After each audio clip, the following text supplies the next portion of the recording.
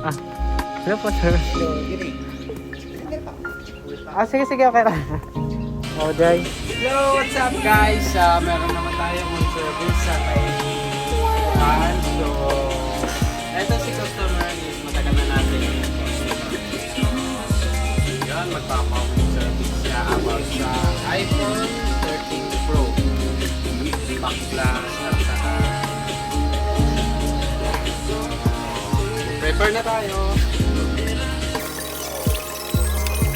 Sa vlog na ito is pipili pa kayo ng isang lucky viewer na bibigyan natin ng Gcash. Simple lang, stay tuned. Panoorin hanggang dulo at baka ikaw na ang mapili natin sa buhay.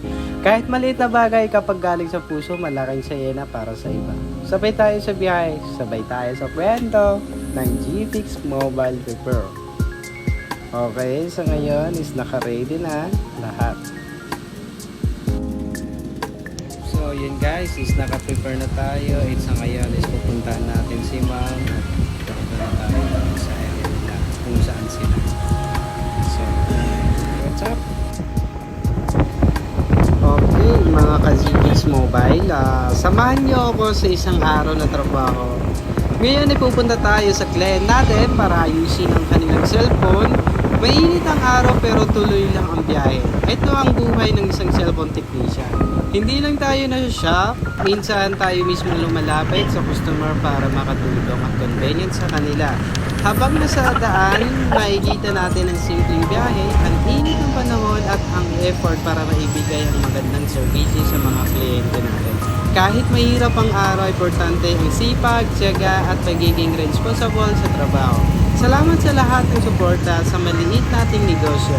Sa mga may cellphone problem dyan, sira ang screen, charging, problem, battery o kahit anong issue, message lang kayo. Tutulungan natin kayo. Ride safe sa lahat. Salamat sa panonood. Huwag kalimutan mag-share and like, follow, share. So, eto ngayon is nagpagasolina muna tayo para... So, kahit sobrang init, importante, pogi pa rin tayo. Fresh pa rin tayo. Pagpupunta tayo dun sa Boston.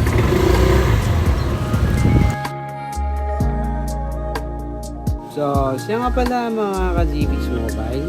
Tumatanggap rin po tayo ng laptop, MacBook, Reaper, or kahit anong issue. Tumatanggap po kami. Pero, dali na lang siya para ma-diagnose natin or ma-check natin sa power supply kung ano talaga yung sira.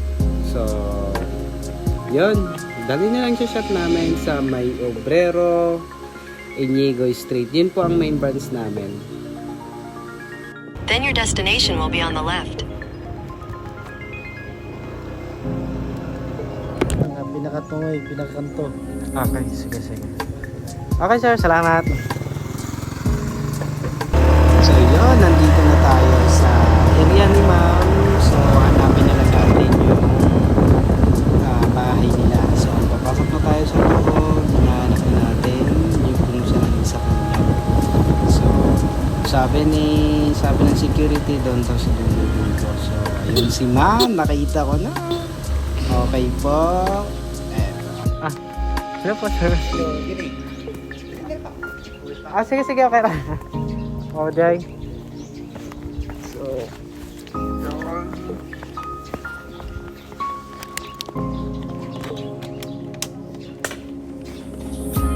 ano man,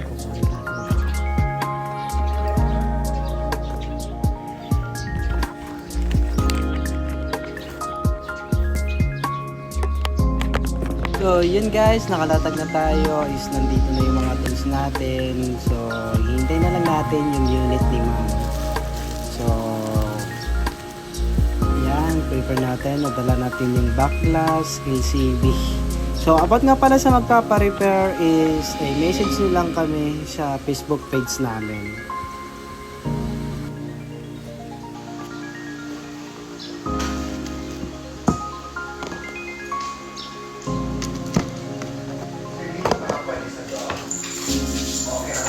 Okay naman.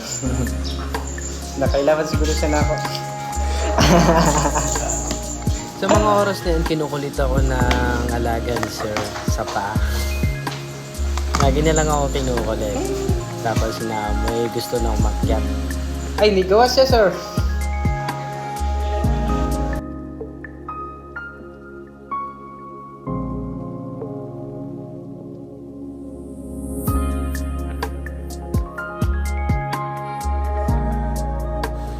Sa mga ganitong unit kasi, kapag iPhone 13 Pro hindi siya refurbished, so mahirap talaga siya gawin.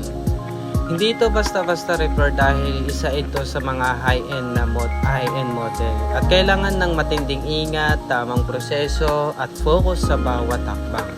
Medyo challenging ang trabaho na ito, pero hindi tayo susuko. Bilang technician, bawat problema may solusyon.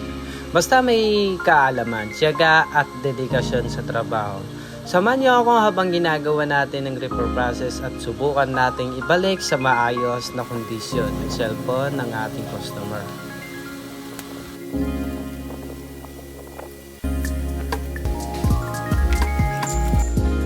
So, sa ganyang bagay, kailangan muna natin i-test yung cellphone ni client para masiguro natin na wala talagang problema. Especially kapag mga gantong home service talaga, bago natin iwan, kailangan muna talaga natin i-check lalo na yung sa camera, speaker, or sa signal. So, yun. Habang tinitignan ko is okay naman at wala namang problema. So, okay na. Ayos na natin ang unit ni customer.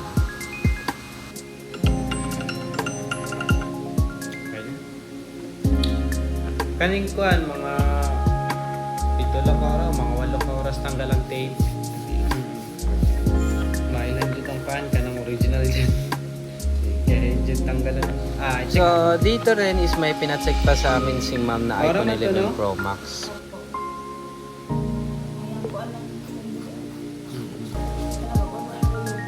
Kani?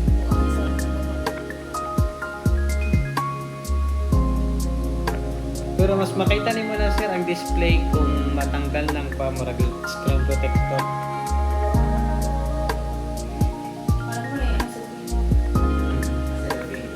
Ah.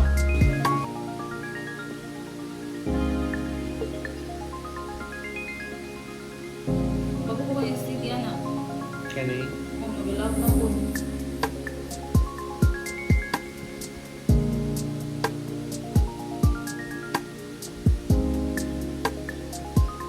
Standard ang LCD yan eh. Hindi siya yung nakuhaan ka ng original yun. 3.5 mo ka ayaw. Standard lang ba daw?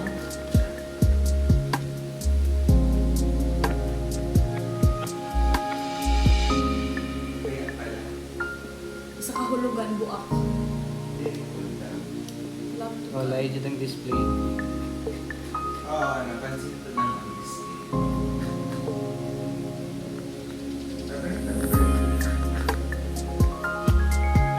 Kaya nila kasunod sa niya.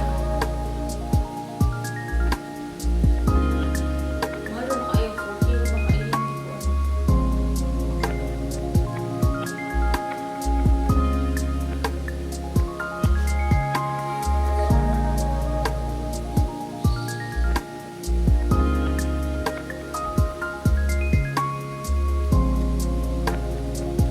Babae, nagpa-additional siya. Okay lang daw sa Sunred.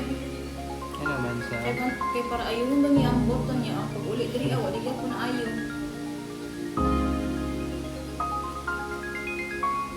Pero kani, i-check lang sa nila ako.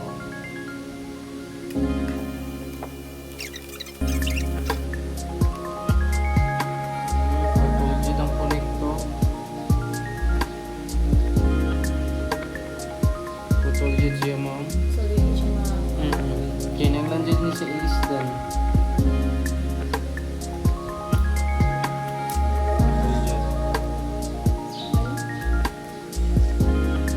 Then, wala pagkitanggal ng konti. Uyog-uyog dyan yung mukhaan. Grabe ang nag-ayo, ani ba? Possible, maupod din nakadaot. Kay koan, uyog-uyog yung battery. Ang battery, napay sila fin. Walay papilit.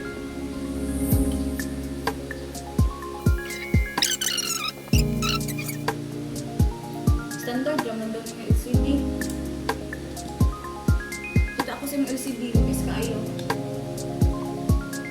Kay normal naman ko nga baga. Okay.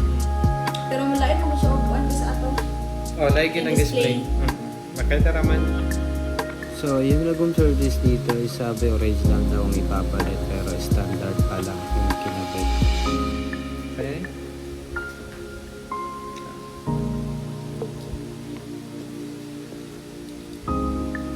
Update lang niya po ni Trevor.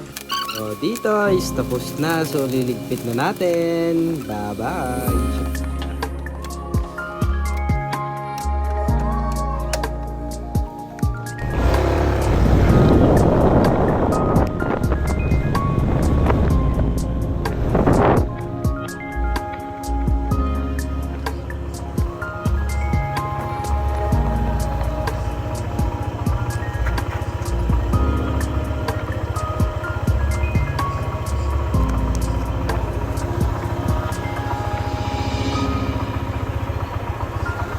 Salamat, sir.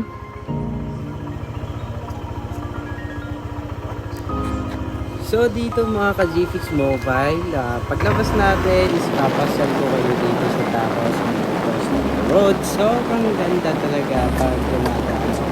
Pero kung may home service ako dito ako lalo dumadaan. Kasi parang after repair is parang nakakawala siya ng stress. So sa dito rin ako lagi tumatambay. Lalo na doon sa Coastal Road, yun.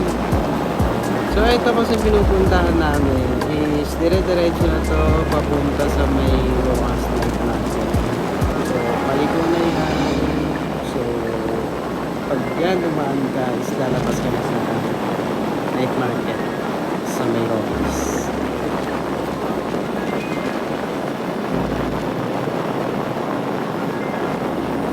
So bago yan, simulan natin ang kagandahan ng Davao City. Ito yung tahanan ng mga Duterte ay Baluarte. So, yun, palabas na to sa market. So, ito, pauwi na tayo, papunta na tayo para sa shop natin. So, may ayusin pa tayo doon ng mga kaibigan.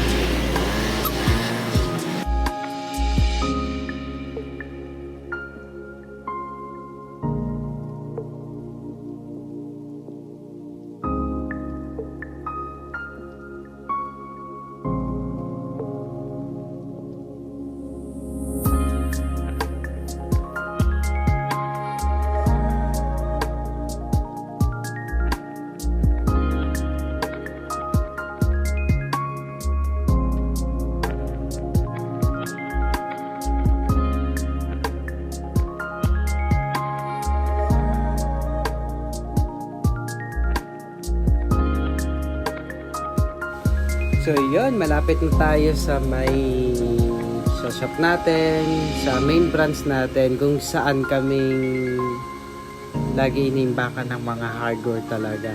So tatlo kami sa shop, isang software master, tapos hardware, bali ako yung specialist nila sa hardware.